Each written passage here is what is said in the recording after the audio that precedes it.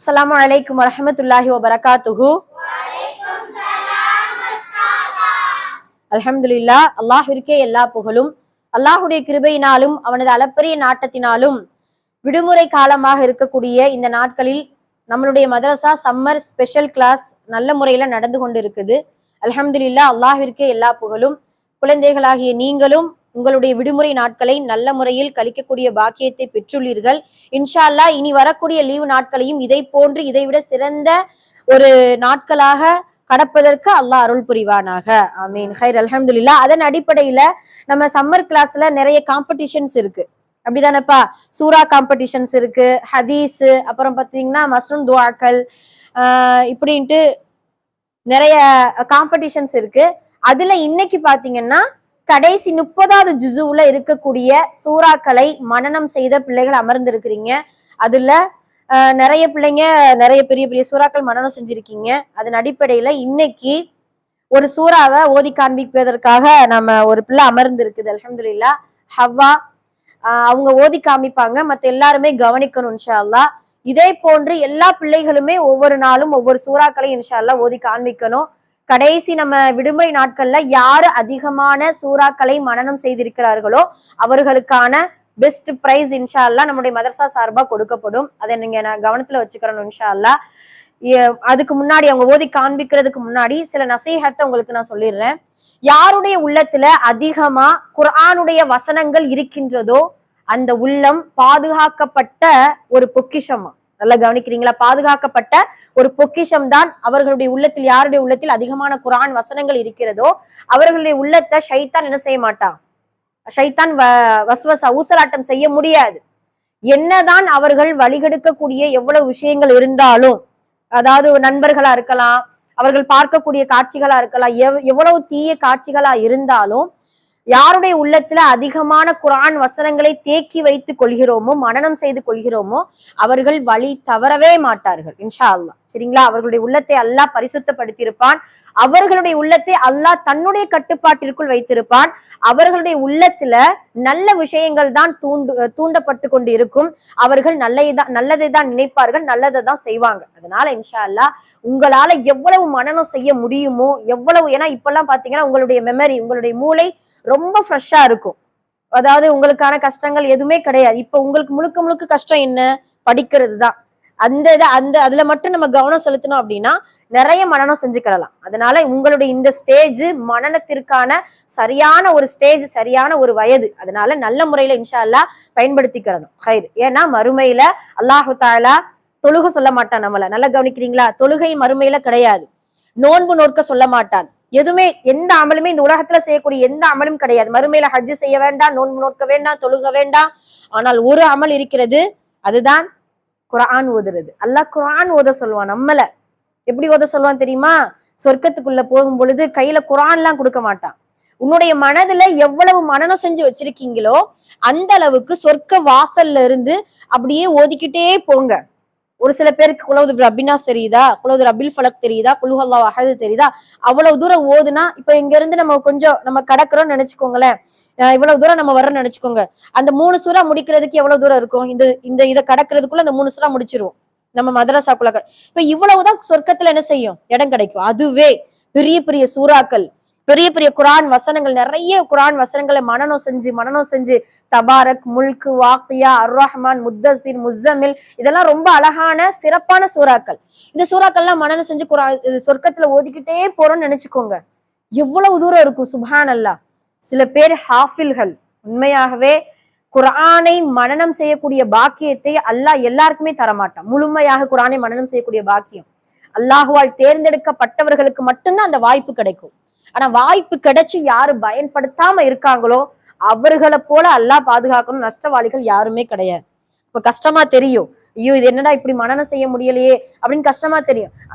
ஆனா அத முழு ஈடுபாட்டோடு, ஆசையோடு, ஆர்வத்தோடு இந்த உண்மையிலும் நமக்கு சிறப்பு வேணும், மறுமையிலே நமக்கு சொர்க்கத்துல அவ்வளவு இடங்கள் வேணும்ட்டு உறுதியோட நம்ம மனப்பாடம் செய்ய ஆரம்பிச்சிட்டோம்னு நினைச்சுக்கோங்க. கடகடன் இன்ஷா அல்லாஹ் நமக்கு அது மனனம் செய்யக்கூடிய சக்தியை அல்லாஹ் கொடுத்துருவான். உலகத்துல எந்த வேதத்தையும் இவ்வளவு கோடிக்கணக்கான மக்கள் மனனம் செய்யல குர்ஆனை தவிர. அதுல இன்னொரு பியூட்டி என்ன அப்படின்னா, கண் தெரியாதவர்கள் கூட லட்சக்கணக்கான ஹாஃபில்கள், காரிகள் இருக்கிறாங்க. கண் தெரியாம குர்ஆன் மனனம் செஞ்சிருக்காங்கப்பா. நம்ம எல்லாம் கண் ஒளி கொடுத்து கண் பார்வையை அல்லாஹ் தெளிவான பார்வையை கொடுத்து கூட குர்ஆனை மனனம் செய்வதற்கு நம்மளால முடியாம நம்ம இருக்கிறோம். அப்படிதானே? அல்லாஹ் பாதுகாக்கணும். அதனால இன்ஷா அல்லாஹ் எவ்வளவு தூரம் குர்ஆனை ஓதுங்க அப்படின்னு சொல்லிட்டு மறுமையில சொர்க்கத்துக்குள்ள சொல்லிடுவான். அந்த ஓதி முடிக்கிற அந்த இடம் வரைக்கும் நமக்கு சொந்த சொர்க்கத்துல. உங்களுக்கு ஒண்ணு சொல்லிடுறேனே, சொர்க்கத்துல இடம் வாங்குறது ரொம்ப கஷ்டம். இந்த உலகத்துல இடம் வாங்க முடியுதா நம்மளால? சொர்க்கத்துல ஒரு சாட்டை தெரியுது இல்லையா? அந்த சாட்டையை ஒரு இடத்துல வச்சோம்னா அந்த சாட்டையுடைய இடம் அளவிற்கு சொர்க்கத்துல இடம் வாங்கணும்னா, சொர்க்கத்துடைய இடம் நமக்கு கிடைக்கணும்னா வானம் பூமியை கொடுத்தா கூட அல்லாஹ் தரமாட்டான்.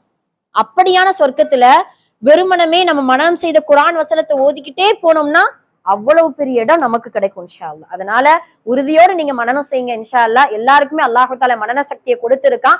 ஆனா நாம தான் பயன்படுத்திக்கிறோம். ஓகேவா? ஹைர், அல்ஹம்துலில்லாஹ். இந்த விஷயத்தை உள்வாங்கிக்கோங்க.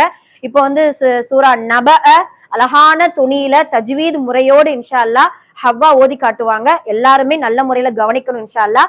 சூரா நப எடுத்துக்கோங்க.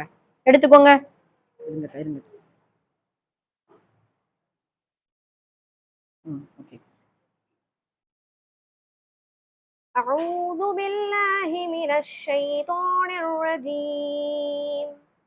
بسم الله الرحمن الرحيم.